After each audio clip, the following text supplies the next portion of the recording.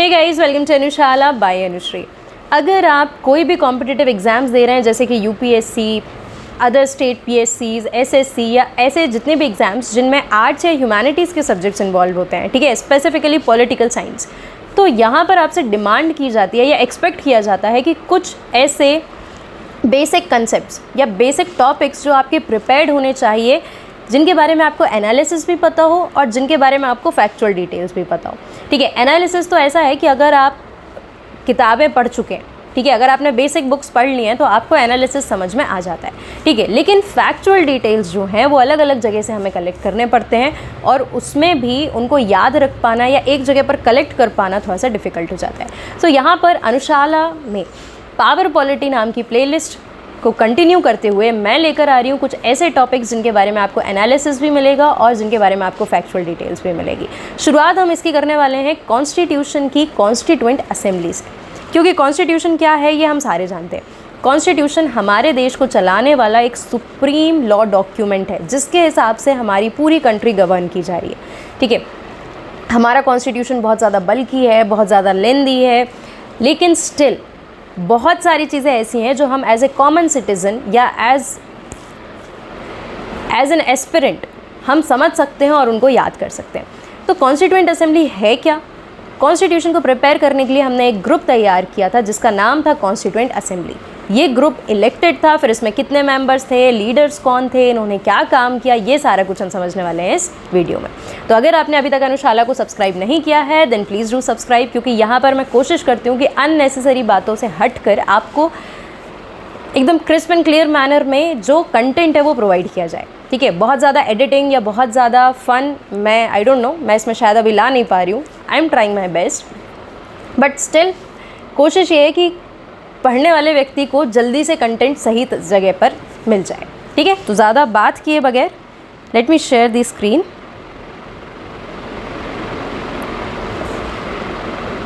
Okay, now I hope it's visible, fine. चलो तो शुरू करते हैं कॉन्स्टिट्यूएंट असेंबली के साथ। एक ग्रुप जो कॉन्स्टिट्यूशन बनाने के लिए क्रिएट किया गया, ठीक है। बहुत इंपॉर्टेंट बात इसमें यह है कि ये ग्रुप 1946 में क्रिएट किया गया और हम आज़ाद हुए 1947 में। लेकिन आज़ादी से एक साल पहले ही जब हमने इसको तैयार किया तो ये भी इलेक्शन के थ्रू किया। मतलब कॉन्स्टिट्यूएंट असेंबली जो है वो इलेक्टेड थी। कैसे? इलेक्शन कैसे हुआ? इलेक्शन इसलिए हुआ क्योंकि 1945 में वर्ल्ड वॉर 2 ख़त्म हुआ और वर्ल्ड वॉर 2 ख़त्म होते के साथ ही सब ये बात समझ चुके थे, इंडियंस भी ये बात समझ चुके थे और ब्रिटिशर्स भी समझ चुके थे कि हम अब आज़ाद होने वाले हैं। और आज़ाद होने वाले हैं तो ये जो पावर का शिफ्ट हो रहा था ब्रिटिशर्स के हाथ से इंडियन के हाथ में जो आ रहा था, इसमें एक बहुत इंपॉर्टेंट रोल प्ले करता है कैबिनेट मिशन, जो कि 1946 में इंडिया आता है।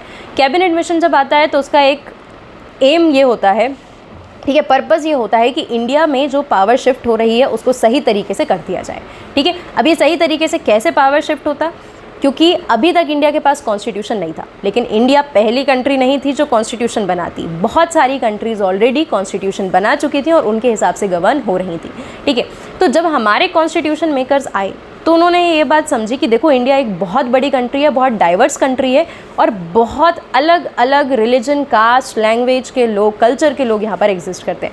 तो एक ऐसा ग्रुप तैयार करना पड़ेगा जो इंडिया के कोने कोने से लोग जिसमें आए, बैठे, डिबेट करें, डिस्कस करें, पूरी दुनिया भर में जितने भी देश हैं जिनके पास कॉन्स्टिट्यूशन है उनके कॉन्स्टिट्यूशंस को पलटाएं और जो हमारी कंट्री के लिए बेस्ट है उसके हिसाब से हमारे लिए एक ऐसा डॉक्यूमेंट तैयार करें जिससे कंट्री सालों साल तक फ्यूचर में गवर्न की जा सकती है, ठीक है। और एक बहुत बड़ा प्रूफ ये है इस बात का कि उन्होंने वाकई बहुत मेहनत से ये काम किया, क्योंकि आज हमारे आज़ादी के इतने साल बाद भी हम कहीं ना कहीं कॉन्स्टिट्यूशन के बदौलत इतने ठीक ठाक तरीके से चल पा रहे हैं, ठीक है। चलो अब देखते हैं कॉन्स्टिट्यूएंट असेंबली ने काम कैसे किया। इलेक्टेड थी, कैबिनेट मिशन के थ्रू 1946 में बनी। इसमें 385 मेंबर्स थे इनिशियली, जिसमें से 292 मेंबर्स जो थे उनको प्रोविंशियल लेजिस्लेटिव असेंबली के थ्रू इलेक्ट किया गया। ये क्या थी? प्रोविंसेस यानी स्टेट्स, और हर स्टेट में कुछ लेजिस्लेटिव असेंबलीज जो हैं वो क्या कर रही थी? एग्जिस्ट कर। बाकी के 93 मेंबर्स जो हैं वो आए प्रिंसली स्टेट से, ठीक है, यहाँ पर एन मिसिंग है, nominated by princely state. Princely states क्या थे? ऐसे स्टेट्स इंडिया में एग्जिस्ट कर रहे थे जहाँ पर अभी भी ये राजा महाराजा वाला सिस्टम जो है वो चला आ रहा था आगे वाली जनरेशन्स में, राइट। लेकिन इतने ही बीच में क्या होता है, मुस्लिम लीग जो होती है एक अलग पार्टी, पॉलिटिकल पार्टी होती है, वो कांग्रेस के लीडर से ये डिमांड करती है कि हमें इंडिया में नहीं रहना है, now we want a separate nation, हम इंडिया से सेपरेट होना चाहते हैं, क्योंकि हमें ऐसा लगता है कि कांग्रेस जो है या मुस्लिम लीग के होने के बाद भी मुस्लिम्स को यहाँ पर उतना अच्छा रिस्पॉन्स नहीं मिलेगा या मुस्लिम्स को उतना ज़्यादा इकट्ठा रखा नहीं जाएगा यहाँ पर, ठीक है। उन्हें लगा कि बेस्ट इंटरेस्ट जो है मुस्लिम्स के वो एक अलग नेशन में ही है, ठीक है। उनको काफ़ी मना किया जाता है कि ये सेपरेशन मत करो, अभी तो हम आज़ाद हो रहे हैं, लेकिन स्टिल वो नहीं मानते।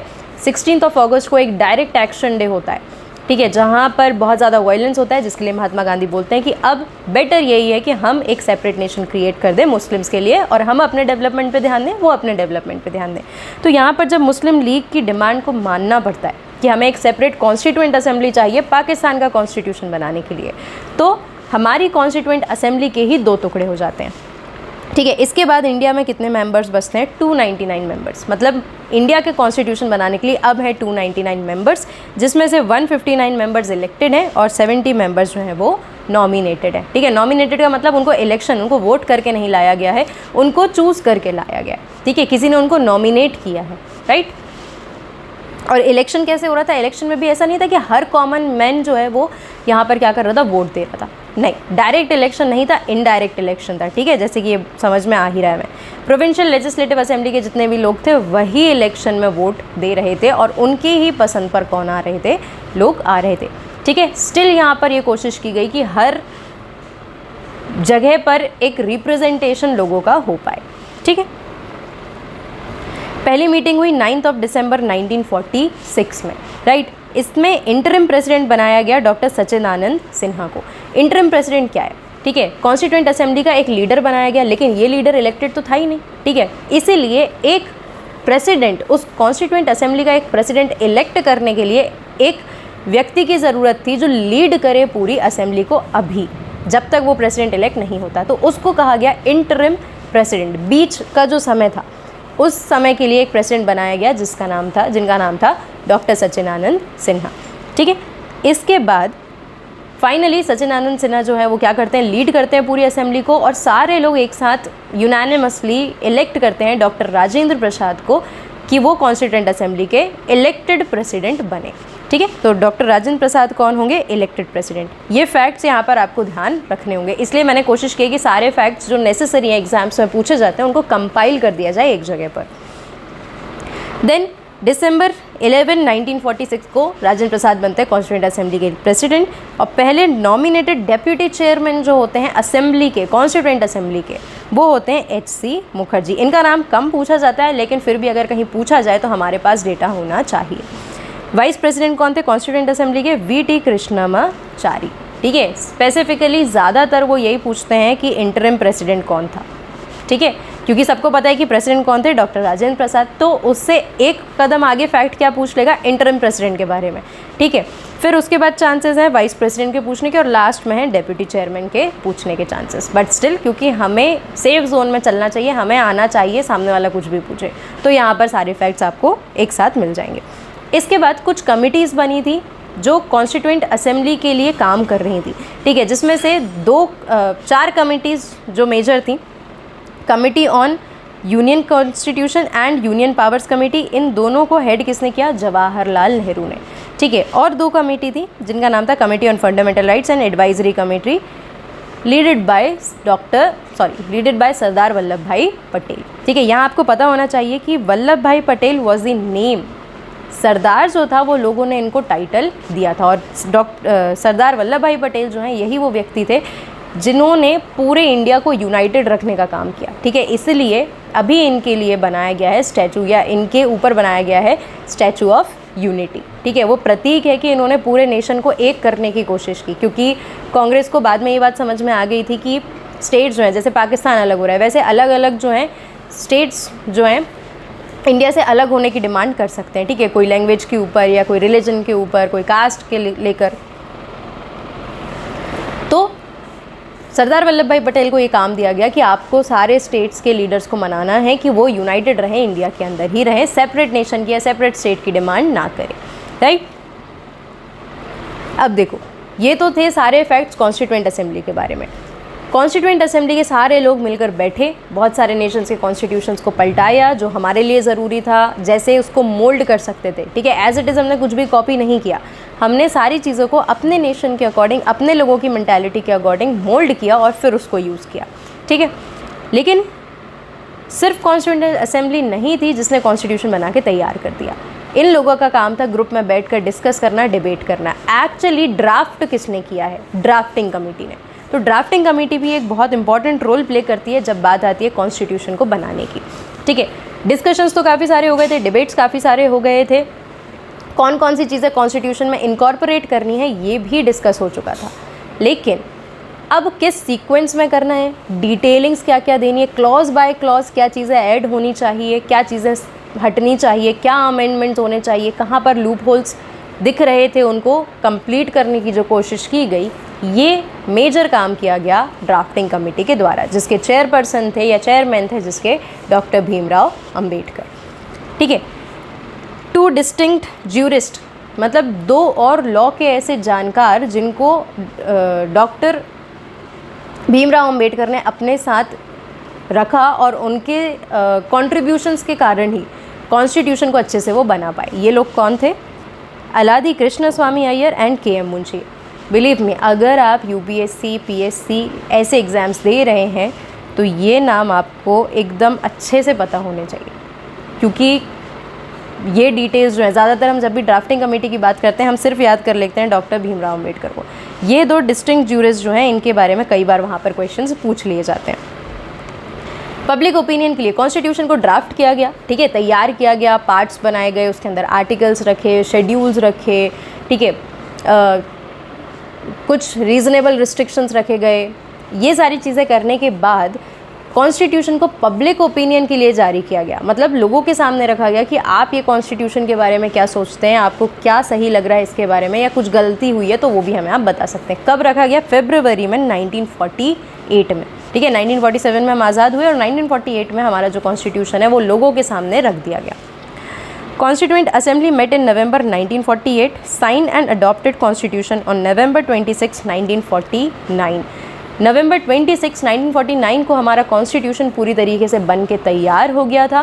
कॉन्स्टिट्यूएंट असेंबली के सामने उसको रखा गया, सारे लोगों ने उसको पढ़ा, उसको समझा और उसके पीछे साइन किया। अगर आप कभी भी कॉन्स्टिट्यूशन की कोई भी कॉपी देखते हैं, कॉपी मतलब लाइब्रेरीज़ में या आपको इंटरनेट पर भी जो ओरिजिनल कॉपी है कॉन्स्टिट्यूशन की, ठीक है, अगर वो आपको देखने को मिलती है तो आप देखेंगे कि कॉन्स्टिट्यूशन जहाँ पर ख़त्म हुआ है, लास्ट के कुछ पेजेस में बहुत सारे लोगों के साइन हैं, सिग्नेचर्स हैं। वो सारे के सारे वो लोग थे जो कॉन्स्टिट्यूएंट असेंबली के मेंबर्स थे और उन्होंने साइन किए हैं वहाँ पर कि हाँ, हम इस कॉन्स्टिट्यूशन को सही समझते हैं, हमने इसको पूरी कंट्री के बिहाफ में एक्सेप्ट किया है, ठीक है। तो नवंबर 26, 1949 को हमारा कॉन्स्टिट्यूशन जो है वो उसको अडॉप्ट कर लिया गया। ये डेट अगर आपको ध्यान हो तो प्रियम्बल में भी लिखी गई है। प्रियम्बल में ये डेट को मेंशन किया गया है, on this 26th day of November 1949 we do hereby adopt, enact and to give ourselves this constitution, ठीक है। मतलब कि हम अडॉप्ट करते हैं, इनेक्ट कर चुके हैं और अपने आप को, हम इंडिया के लोग, we the people of India, अपने आप को क्या दे रहे हैं? ये कॉन्स्टिट्यूशन दे रहे हैं। कब दे रहे हैं? 26 of November 1949, ठीक है। लेकिन ये आखिरी, मतलब ये वो डेट नहीं थी जिस दिन कॉन्स्टिट्यूशन शुरू हो गया था, ये वो डेट थी जब कॉन्स्टिट्यूशन बन के तैयार हो गया था, रख गया था, ठीक है, रेडी हो गया था। आखिरी बार मीटिंग कब होती है? असेंबली की मीटिंग कब होती है? जनवरी 24, 1950, ठीक है। क्यों? क्योंकि जवाहरलाल नेहरू ने ऐसा एक सजेशन दिया था कि हम जनवरी 26, 1950 को क्या करेंगे, 2 महीने बाद हम क्या करने वाले हैं? इसको इन्फोर्स करने वाले हैं, कॉन्स्टिट्यूशन लागू करने वाले हैं अपने पूरे नेशन में। तो एक आखिरी बार मीटिंग मिलती है 24 जनवरी 1950 और इसके बाद कॉन्स्टिट्यूएंट असेंबली को ख़त्म कर दिया जाता है, ठीक है। क्यों? क्योंकि उसका पर्पस पूरा हो गया था। उसका पर्पस था कॉन्स्टिट्यूशन बनाना, कॉन्स्टिट्यूशन बन चुका था, इन्फोर्स होने वाला था, इसलिए कॉन्स्टिट्यूएंट असेंबली को ख़त्म कर दिया जाता है, क्योंकि अब उसका कोई काम ही नहीं है, ठीक है। अब जो भी कॉन्स्टिट्यूशन में चेंजेस होंगे वो कौन करेगा? वो पार्लियामेंट करेगी, ठीक है। और पार्लियामेंट रन कैसे करेगी? कॉन्स्टिट्यूशन के हिसाब से जो ऑलरेडी बन के तैयार है। यूनानिमसली मतलब सर्वसहमति से सारे लोग एक साथ एक मत होकर डॉक्टर राजेंद्र प्रसाद को इंडिपेंडेंट इंडिया का प्रेसिडेंट इलेक्ट करते हैं कि हाँ हम सारे लोग चाहते हैं कि डॉक्टर राजेंद्र प्रसाद इंडिया के प्रेसिडेंट बने, इंडिपेंडेंट इंडिया के प्रेसिडेंट बने, इसलिए हम कहते हैं कि हमारे फर्स्ट प्रेसिडेंट कौन है, डॉक्टर राजेंद्र प्रसाद। ठीक है।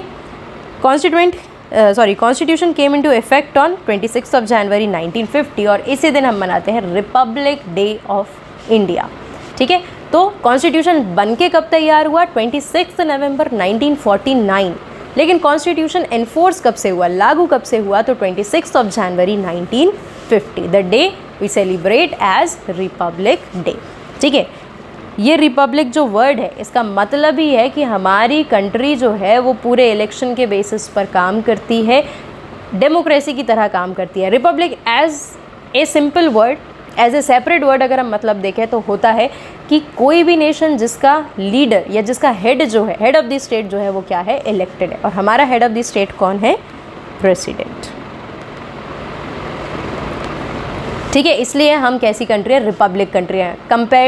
अगर हम कंपेयर करें तो ब्रिटेन से, ठीक है, वहाँ पर हेड ऑफ द स्टेट कौन है, मोनार्क, किंग या क्वीन। ठीक है। वो तो इलेक्टेड नहीं है, वो तो हेरिडिटरी है, इसलिए वो डेमोक्रेसी हो सकती है, पार्लियामेंट्री फॉर्म ऑफ गवर्नमेंट हो सकती है, लेकिन वो रिपब्लिक नहीं हो सकती। ठीक है। रिपब्लिक कौन है, इंडिया, जिसका लीडर जो है वो क्या है, इलेक्टेड। ठीक है। सो this was all about constituent assembly drafting committee, जिसके बारे में हम समझ चुके हैं। इससे ज़्यादा डिटेल्स पूछे नहीं जाते हैं। अगर आप देखेंगे कि अब इससे ज़्यादा अगर डिटेल कोई पूछ रहा है तो वो कॉन्स्टिट्यूशन के ऊपर पूछेगा या उसके अंदर जितनी चीज़ें हैं उसके बेसिस पर पूछेगा। सेपरेटली दो टॉपिक जो होते हैं, कॉन्स्टिट्यूएंट असेंबली या ड्राफ्टिंग कमेटी, इसके अलावा इनके बाहर जो फैक्ट्स हैं वो नहीं आते हैं। ठीक है। तो अगर आपको ये वीडियो इन्फॉर्मेटिव लगा है, आपको लगता है कि आपकी थोड़ी बहुत मदद हुई है, पढ़ा हुआ रिवाइज हो गया या कुछ नए फैक्ट्स आपको मिल गए, तो कमेंट करके बताना ना भूलें, ताकि मैं और ऐसे वीडियोस लेकर आ सकूं। राइट। और इसके बाद जो हम पावर पॉलिटी में वीडियो लेकर आने वाले हैं वो होगा प्रेसिडेंट के बारे में, जहाँ पर हम प्रेसिडेंट से रिलेटेड छोटे से छोटे क्लॉज को भी, ठीक है, डिटेल में डिस्कस करेंगे और वहाँ पर आपका president as a topic completely तैयार होकर फिर मतलब फिनिश हो जाएगा आपके लिए टॉपिक। उसके बाहर आपको कोई भी फैक्ट प्रेसिडेंट के रिगार्डिंग याद करने की ज़रूरत नहीं पड़ेगी। Right. So this was all about this lecture. अगर आपको पसंद आया then please do like, comment, share with your friends and do subscribe